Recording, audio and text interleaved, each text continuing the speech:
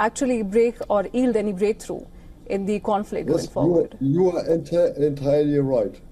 Donald Trump has been changing his view in the last weeks, as the other side is not reacting at all on his attempts, on his friendly attempts, if you want. Because the Russians have time, they want to get their goals. And therefore, I repeat, therefore, the only way is to have sanctions in mind which really hit the Russians, and at the same time, a positive offer. And this is, let's say, let's call it mission impossible, but diplomacy is often mission impossible. And there you have to find the small way to stop this, let's say, unsafe war at all. Absolutely. We'll, of course, have to wait and see how the situation develops. But thank you so much for joining us on the broadcast and sharing your perspective with us.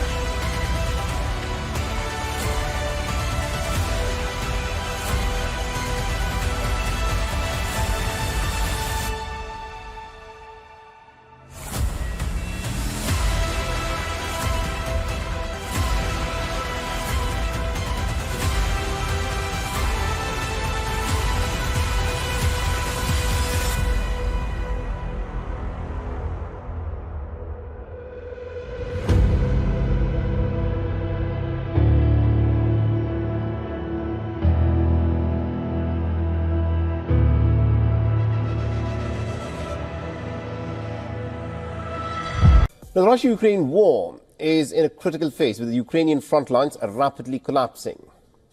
Russia has increased the intensity of bombardment. The Russian forces are steadily encircling the city of Pokrovsk, which is a vital Ukrainian logistics hub that could unlock multiple invasion routes deeper into the country.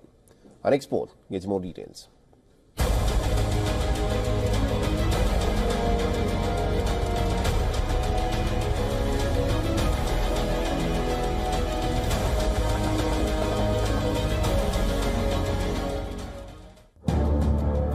Pokrovsk is on the brink.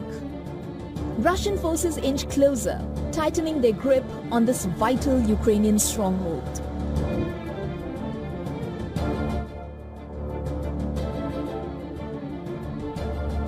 The outcome here could reshape the battlefield, with Moscow poised to press forward. Nearly 3 years into the war, Moscow intensifies its assault, launching 150 combat clashes in a single day.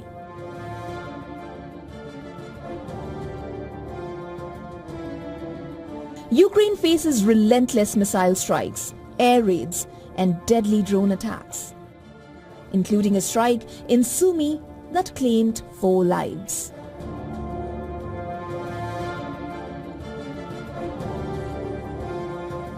As the news tightens, Kyiv scrambles to hold the line,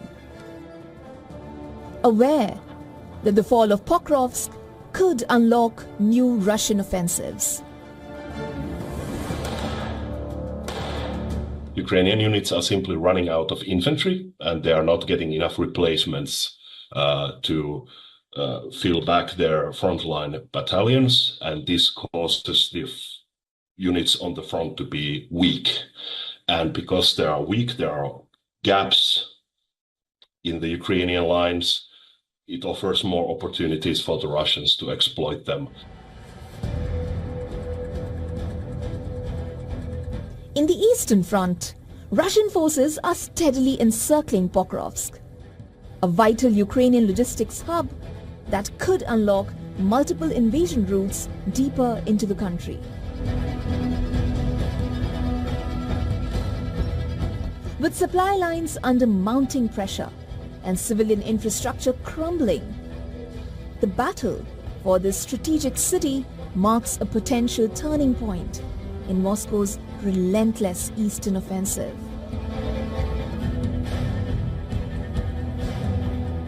Ukraine's defenders face an increasingly precarious situation as recruitment challenges and battlefield fatigue take their toll.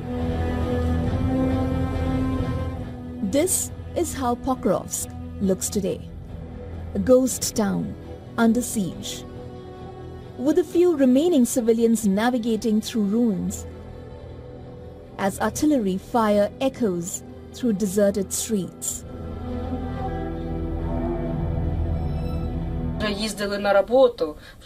Now I don't know what to do. It's hard without a job. It's hard to find it now. We are living one day at a time in these scary times. Despite the mounting pressure, newly recruited Ukrainian troops near the front line maintain their resolve to defend their homeland. The situation is really difficult. We are dealing with an enemy that outnumbers us. It is difficult with personnel because there are few guys who can go to the positions. I wish there were more. We are with friends from the neighboring village, from Da Vinci. For us, he's a real example of how you can change and make some changes on your own. And we decided to follow in his footsteps. As Ukraine braces for the worst, uncertainty over US military aid under the Trump administration casts a shadow on its defenses.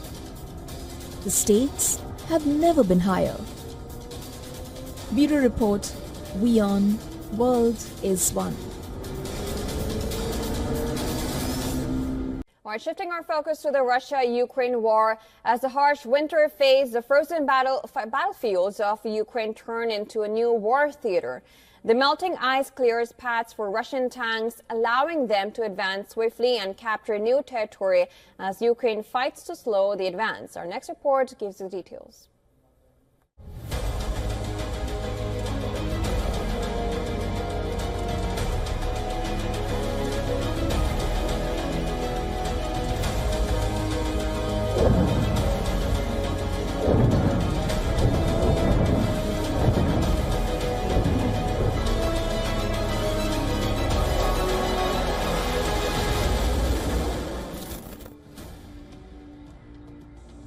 As the harsh winter fades, the frozen battlefields of Ukraine turn into a new war theater. The melting ice clears paths for Russian tanks, allowing them to advance swiftly and capture new villages daily. With each passing day, Moscow tightens its grip, while Ukraine fights to slow the advance. Moscow claims fresh victories, capturing 2 more villages in eastern and northeastern Ukraine. Ukrainian forces, stretched thin, are forced into a defensive retreat as they struggle to regroup. The Kremlin's strategy remains ruthlessly simple: overwhelm through sheer military might and relentless persistence. Ukraine claims capturing over 900 Russian troops in the western Kursk region. The Russian territory is partly under Ukrainian control. Moscow admits that the situation is difficult.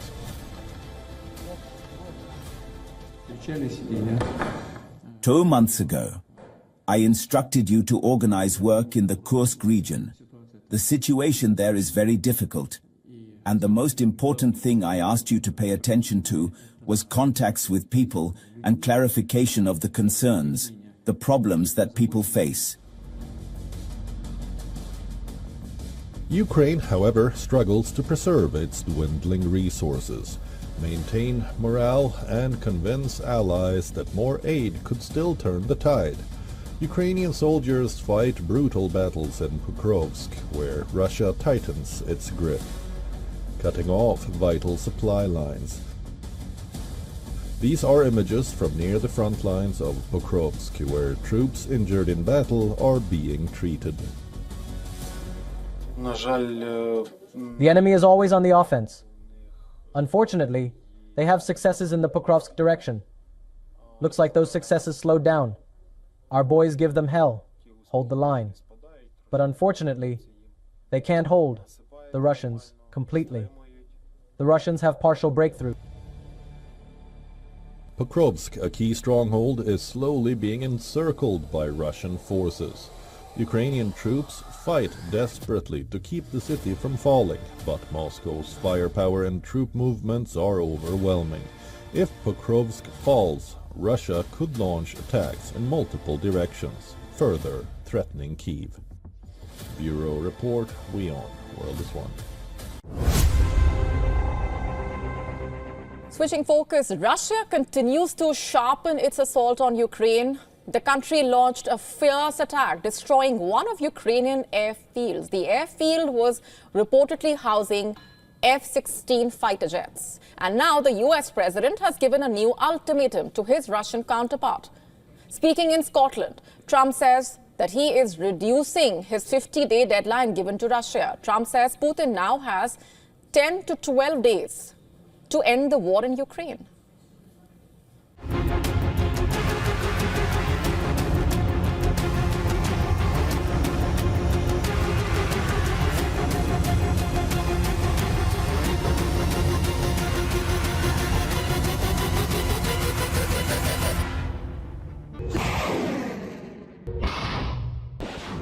The war has entered an ominous new chapter. Recent weeks have seen Russia clawing back territory, pushing Ukrainian forces back from key front lines. In Donetsk and Luhansk, Kharkiv's outskirts are now bracing under renewed artillery fire. And in the southeast, Russian gains threaten to strangle Ukrainian supply routes.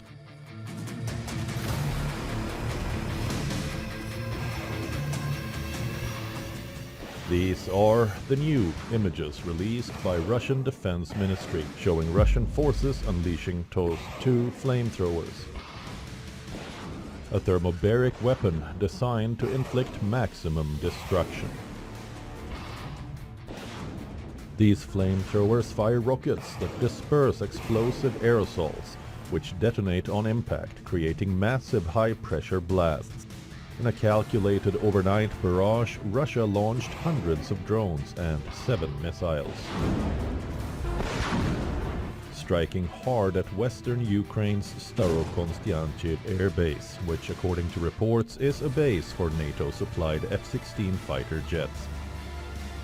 The strike didn't stop at Ukraine's borders. Poland scrambled fighter jets in response to the wave of Russian drones veering close to NATO airspace, another ominous escalation. The US President Donald Trump, who is in UK, says he is reducing the 50-day deadline he set for Russian President Vladimir Putin to agree to a deal on Ukraine. I'm disappointed in President Putin. Very disappointed in him. So we're going to have to look, and I'm going to reduce that 50 days that I gave him to a lesser number because I think I already know the answer what's going to happen.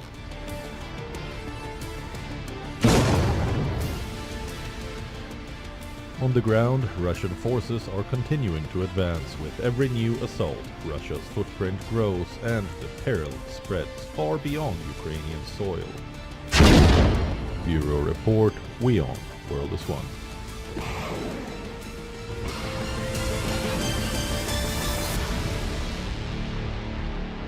Ukraine and Russia are exchanging fire on multiple fronts. Bridges are being destroyed, cities are burning, and oil depots are under attack from Kherson to Mykolaiv. The war is spreading, and the strikes are only getting deadlier as the fighting shows no signs of slowing down. A bridge in Kherson, southern Ukraine, now lies in ruins, heavily damaged after a Russian airstrike. The strategic bridge connects the city center to the Korabel district, and according to the head of Kherson's regional state administration, locals are being strongly urged to evacuate.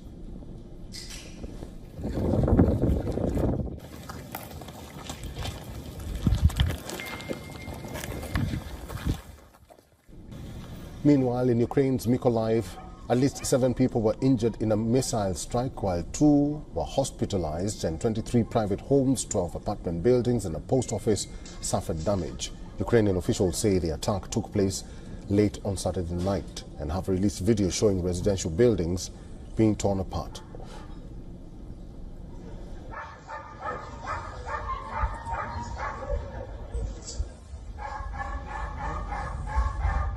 Russia Air Defense claims to have shot down 2 HIMARS projectiles, 274 Ukrainian UAVs in 24 hours.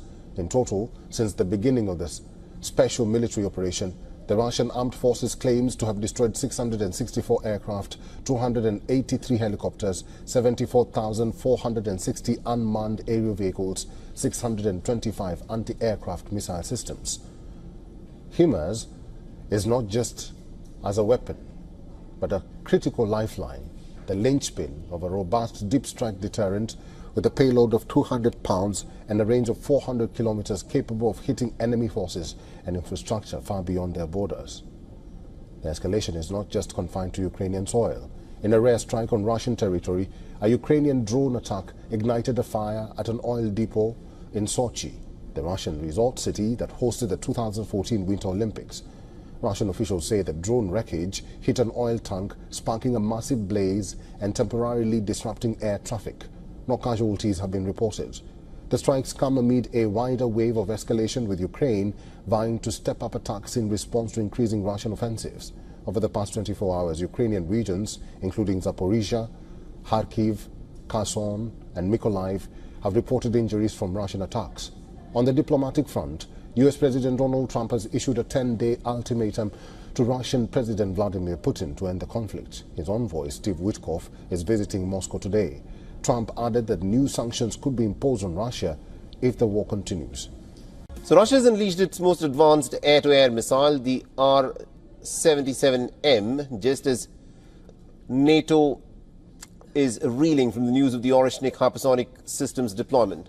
Now, this lethal upgrade lands in Ukraine's skies amidst record-breaking drone offensives, making the air war much more deadlier than before. Take a look.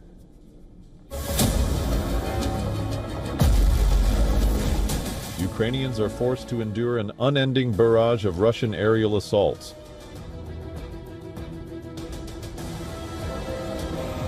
Russian drones and missiles continue to rain down death. Russia launched a record 6,443 drones and missiles in July alone.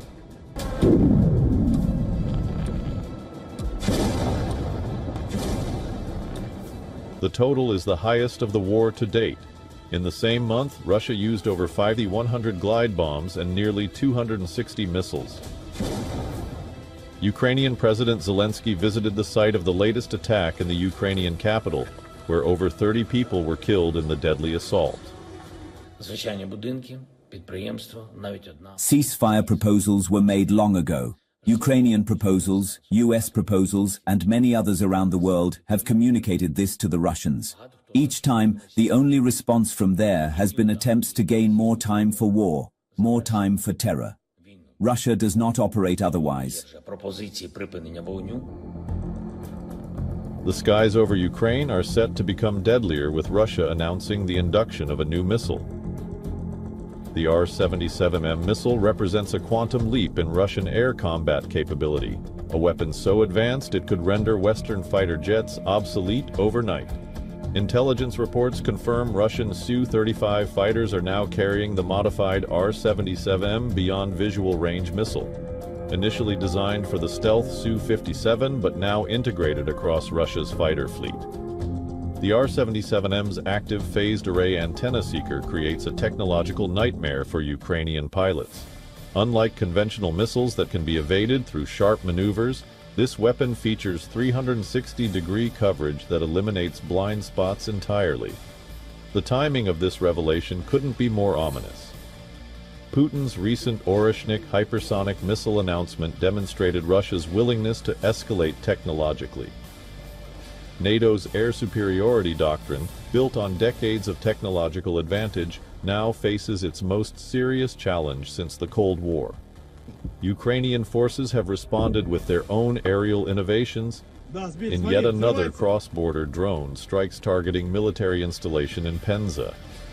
These retaliatory attacks demonstrate Ukraine's growing long-range capabilities but pale compared to Russia's technological and numerical advantages. Each side is accelerating. The strikes are getting bolder, the weaponry more sophisticated. Kyiv and Moscow are locked in a deadly duel, and the rest of Europe is bracing for fallout.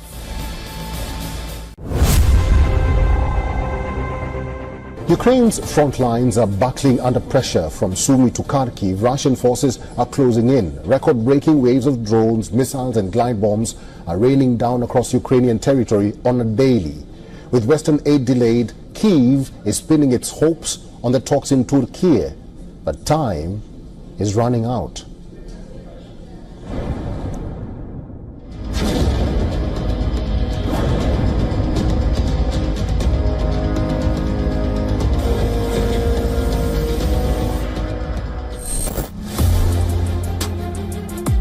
A chilling vortex of war grips Ukraine, its front lines buckling under the blow of Russian forces, while its skies are torn apart by a barrage of aerial terror. The ground trembles beneath the unending thud of artillery on the eastern axis, particularly around Pokrovsk. Ukrainian positions are under immense sustained pressure, with Russian forces making incremental yet relentless advances. The situation is similarly dire in the north, around Sumy, where cross-border assaults and intense shelling continue unabated, forcing civilians to flee once peaceful towns. Even Kharkiv, Ukraine's second-largest city, remains a constant target, its outskirts a deadly battleground, as Russian forces attempt to probe and penetrate defenses.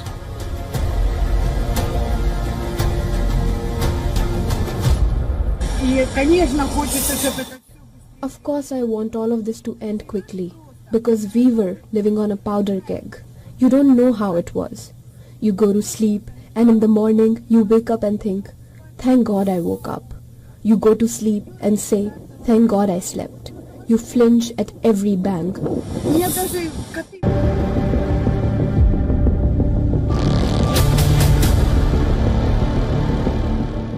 Adding to the ground reality is a dramatic escalation in Russia's aerial assault. In recent weeks, Ukraine has endured an unprecedented deluge of drones, missiles, and devastating glide bombs.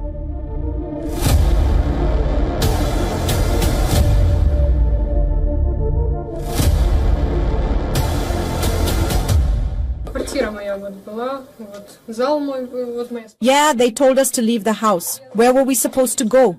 So we ran away without taking anything with us and left. It must have been about 2 weeks after we ran away. They were probably hanging out here, and now the apartment has turned into ruins. As the skies and the front lines burn, Ukraine finds itself in an increasingly defenseless state. The promised deliveries of crucial Western weaponry, particularly the life-saving Patriot air defense systems, capable of countering Russia's advanced missiles, remain agonizingly slow to materialize. Kyiv announced that it lost its first French-supplied Mirage 2000 fighter jet during a mission on Tuesday, adding to the list of fighter jets including American F-14s, which have been downed by Russian forces during combat. Ukraine and Russia held a meeting in Istanbul for the third round of peace talks, haggling over prisoner exchanges and territory. Moscow has made it clear that there couldn't be any miraculous breakthrough, but Kyiv remains hopeful. Bureau Report, WION, World is One. Mr. John Erath is a Senior Policy Director for the Center for Arms Control and Non-Proliferation, is now joining us live from Washington, D.C. Mr. Erath, thank you very much for your time. Don't you think it's ironical that Russia is participating in peace talks in Turkey, yet increasing their aggression and warfare in Ukraine? What's the significance of the talks if the situation on the ground is not changing? That's a very good question, and I think that both sides are feeling the strain of a long and very destructive war, and both sides are trying to get what advantage they can as the peace talks hopefully get a little more serious. Thus far, the peace talks have focused on things like prisoner exchanges. They have not addressed the key issues that are dividing Russia and Ukraine at this point.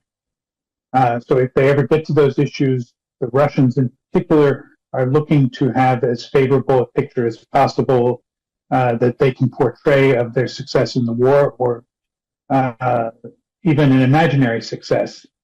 And so they are trying to increase the tempo of their attacks on Ukraine to create this impression